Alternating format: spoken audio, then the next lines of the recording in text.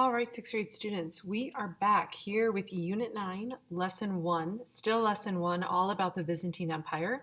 We are going to finish our lesson today by talking about the high point of the Byzantine Empire and then the low point of the Byzantine Empire, and then finish up with why should we even study them today. Pictured here is Basil II. He is one of the most important leaders of the Golden Age during the Byzantine Empire time. You, of course, remember that a Golden Age usually means that the economy is very strong, that they have few wars, that a lot of inventions are made, and other details like that. We're going to read about that here. From about 900 until the mid-thousands, the Byzantine Empire experienced a final period of greatness. Trade increased and merchants came to Constantinople from as far away as Venice, which is in Italy, and Russia. Once again, the population of the city grew in size and diversity. As the economy grew in strength, so did the government. The long reign of Basil II from 976 until 1025 was the most exceptional period of Byzantine history since the rule of Justinian. The empire regained some of the land it had lost. There was a burst of creativity in the arts. Now, you should go to your handout for today and you should jot down some notes on the Second Golden Age based on what we just read. You should pause this video and answer the question there. Continuing on, we are now going to read about the fall of Constantinople. I would like you to pause this video, read through these paragraphs for yourself, and then I'll continue with some more notes for you. Now that you've read this, let's go ahead and jot down break down those notes a little bit more. The fall of Constantinople, just like the fall of Rome, or the western part of the Roman Empire, was not immediate. It was very gradual due to several surrounding people. First, we have Muslims to the east, and they start gaining power. I'm going to talk more about those different Muslim empires in one of our upcoming lessons, so you'll learn more there. In the 1100s, one of the Muslim groups, the Turks, took away land that the Byzantines controlled in Asia. If you remember that infographic that I showed you a while ago about the changing map of the Byzantines, you would remember that part. You maybe remember that part where they suddenly shrunk down in size, their empire. In the year 1171, they actually had a war with Venice. And this is a really interesting part because this was during, of course, the time that Venice was primarily Catholic. And of course, you know that Constantinople was primarily Eastern Orthodox. So if you're taking a look at your note sheet, for letter A, you could put the Turks here in this blank.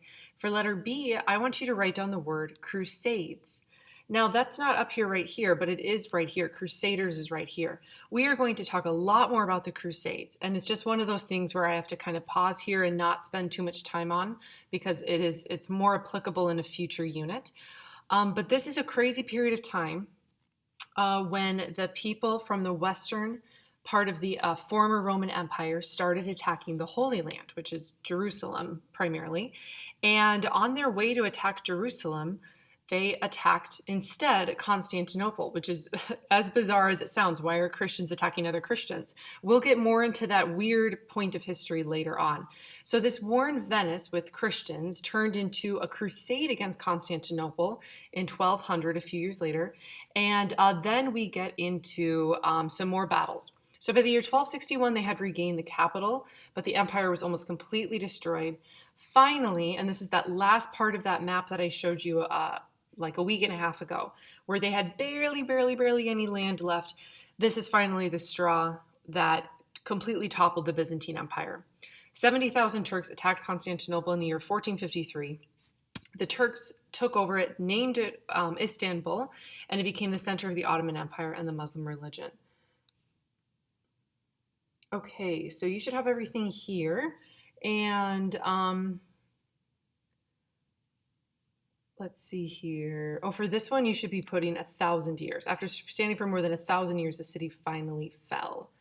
Other than that, you should be able to get everything else ready. And we're going to move on.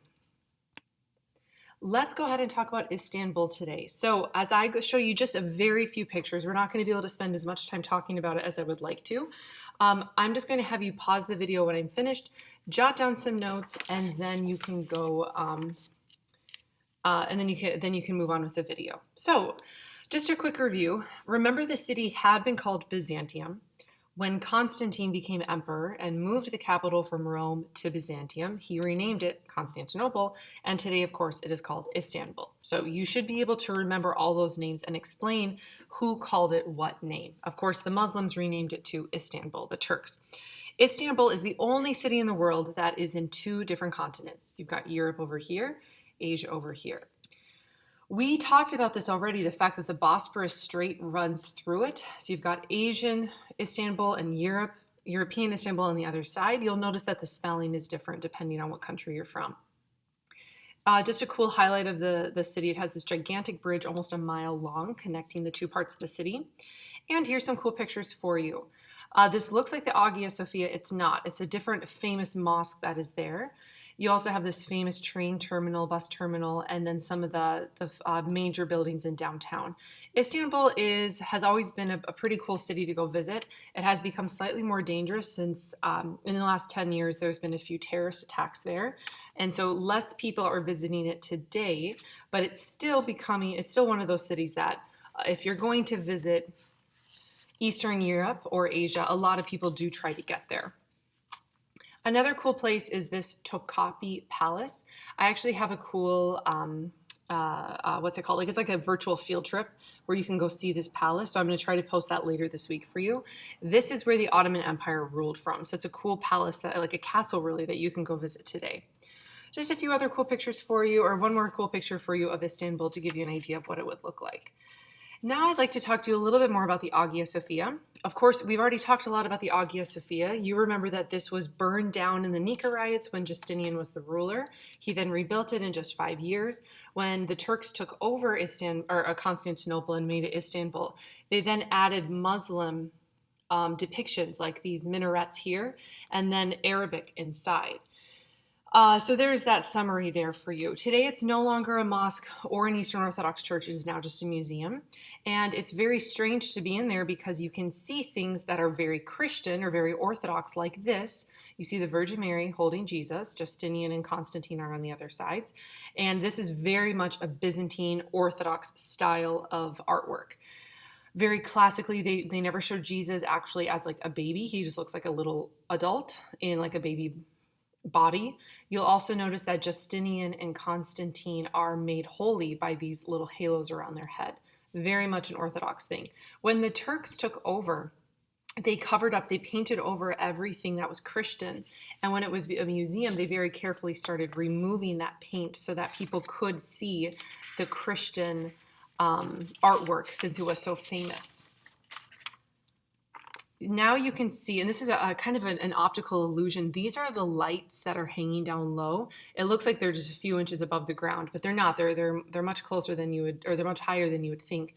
I just want to point out the Arabic inside there. Of course, that comes from Islam. When Islam took over, they covered and they painted beautiful Arabic symbols there. I'm also going to play this YouTube video here for you. But I'm going to mute it. You don't really need to hear anything. I just want to show you guys a quick little tour inside. I'm hoping that this quality will come out okay for you. So I just want you to see what it looks like in there. Just get like a good view there of what it would look like if you were able to go tour it. You can see those beautiful lights. You can see those Arabic symbols I just pointed out. You can see the beautiful dome that we talked about. We already saw some of that in a video. That's that picture, a similar type of picture. You can see Jesus there with some of the apostles. That's the one I'd shown you before. And again, nothing too crazy nothing super stands out other than that artwork. There's also one other cool feature she is going to show you. How do I get this out of here? Okay. One other cool thing I want to show you is this pillar over where I think it's like water or condensation. Here it is. It's goes down through, so it's almost like the pillar is weeping, and so people believe if they stick their thumb in there and turn their wrist 180 degrees, they'll get good luck. Just kind of one of those weird touristy things, and also feels very germy to talk about that right now in the middle of a coronavirus. So anyway, that's a quick little tour there for you. Let's go ahead and finish up our lesson by talking about the accomplishments of the Byzantines. Why even remember them today? I think we would all agree that the Romans are far more famous. We know way more about the Romans and the Roman religion and the Roman accomplishments and the Colosseum than we know about the Byzantines. And it's one of those funny things in history that we just seem to kind of forget about what is really an amazing a really impressive empire, and actually in many ways even more important to our culture than the Romans. So I'm going to go through a few reasons. What I would like you guys to do is list them here for me. The very first thing I want to point out is if we didn't have the Byzantine Empire, most of Europe, and then of course us, North and South America, would be Muslim. The Byzantines would likely be Muslim. That's what we would assume from history. The Byzantines were acted as a buffer. So you can put down that word buffer between the Muslims and the rest of Europe. And had the Byzantines not slowed down the Muslim advance, it's very likely that Europe, which was very weak during this time, especially in the years like from 500 up through the year like 1100, 1200, 1300, very likely that the Muslims, which were gaining strength during that time, would have completely conquered Western Europe.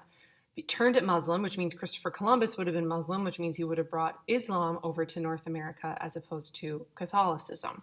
So an interesting like what if when you think about that. And thank God we know God's always in control. Continuing on with art, it's really important just to understand that the Byzantine art is still very much present today. If you are in an Orthodox church, you are going to see Byzantine, like actual Byzantine art. It has not been changed really since about the year 1300 or 1400. It's very much an art still today and an important part of the church today. The third thing I want you to put down, you can put down a couple things. I would put down maybe the word scholarship. If that doesn't make any sense for you, then maybe you should just write down the phrase, they wrote down history. If the Byzantines did not exist and their libraries did not exist, we would have lost everything from Aristotle, Plato, Socrates, Homer's Iliad and the Odyssey, anything from those Greek and Roman writers. The Byzantines translated them, saved them in their libraries, and then meanwhile, while the Western Roman Empire was losing their literacy, the Byzantines kept the literacy alive. And without them, we would have lost all this literature and probably even the Greek language. Another important thing to remember is this guy Justinian and his law code. This influenced the legal system of many countries in Europe and Latin America. Another crazy thing I want to talk to you about are some of the weapons that the Byzantines invented, including what you see pictured here, which is Greek fire. If you remember from the video we watched introducing this unit, Greek fire was an invention of the Byzantines. We still aren't quite sure exactly what it was, but when they sprayed it, it would catch anything it touched on fire and it could not be put out with water. So this protected, of course, Byzantium, Constantinople, Istanbul for quite a long time. They also had different siege machines and like catapult and some drills that could bore holes into walls. So again, some pretty impressive inventions. And then finally, one last accomplishment I'd like you to write down is the development of the Cyrillic language. And if you want to write it down in your notes in a way that makes sense, you could put down that they, let's see, maybe I should just spell it for you. That might just be easier. So I'm going to go ahead and write it here so you guys can see it.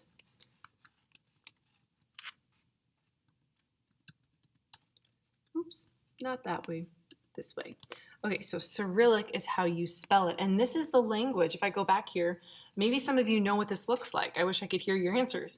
It looks like Russian. This is the alphabet that's still used in Russia, Bulgaria, and Serbia today.